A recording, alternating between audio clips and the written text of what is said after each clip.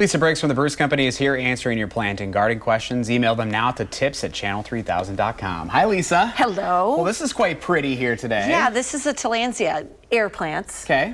And usually they don't go in soil, but this is a terrestrial one, and so this is in soil and it's blooming. Look at that. Hardly ever happens, and I can see a couple more flowers coming. Oh, I love that. I know, so cool. We hardly ever see them. Giving us a little color for our Monday. I know. We love to see it. All right, let's get to the questions. Carrie asks, what should she do with her surprise lilies once they are done blooming? Let them die off naturally or cut the stalk at the ground? So she should cut the stalk off at the ground. And if you don't know what a surprise lily is, they're also called naked ladies or resurrection lilies.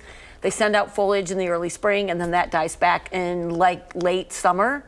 They send up a stalk with just the blossoms on it. And they're quite glorious.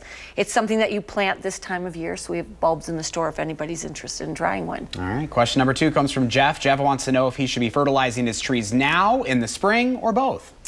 I really think that it's better to do that kind of fertilizing in the spring. So hold off, make sure that you keep them well watered as we go through the end of fall into the winter if it stays dry.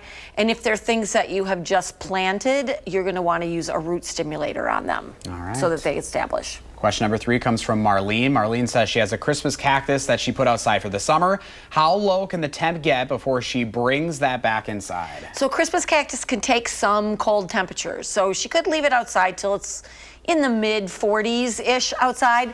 The trick is when she does bring it in the house is to make sure that you put it in a room where you're not using light at night. It needs that day length shortening to trigger the flower buds.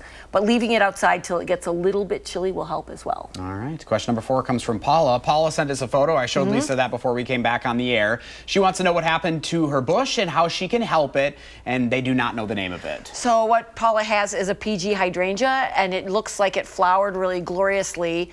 And if it's kind of young, the weight of the flowers just sort of weighed it down because it looks like it's kind of wilting over, but it's not wilting over. So Paula, next year maybe get like some hoop stakes or something and give it a little support. Once those branches get some girth, they'll hold up better to the big blousy flowers. Okay.